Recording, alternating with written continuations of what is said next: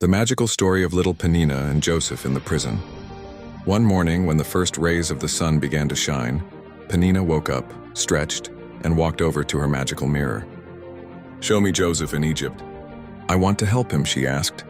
The mirror lit up with a bright light, and Penina found herself in a dark, cold prison.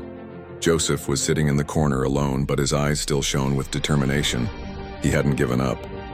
Nina approached Joseph and said, "Shalom, Joseph. I came to help you. You are not alone."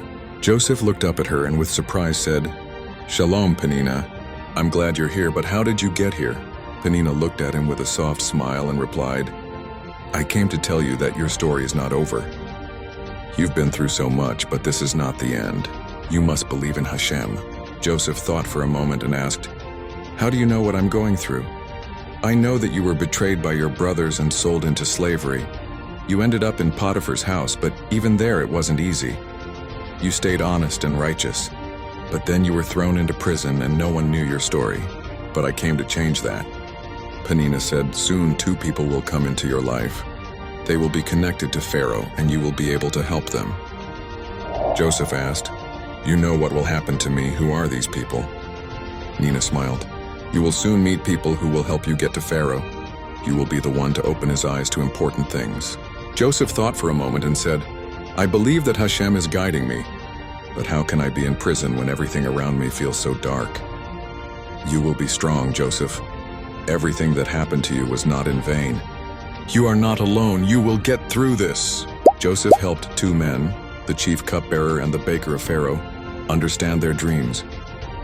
And just as Penina had predicted, their dreams came true. But soon Pharaoh had a strange dream. He saw 7 sickly and thin cows eat 7 healthy ones, and 7 dry ears of grain swallow 7 full ones. Pharaoh was troubled and called for his wise men, but no one could explain what the dream meant. Penina, looking into the mirror, saw Pharaoh summoning Joseph. She decided to help. Penina approached Pharaoh and said, "Pharaoh, I know who can interpret your dream.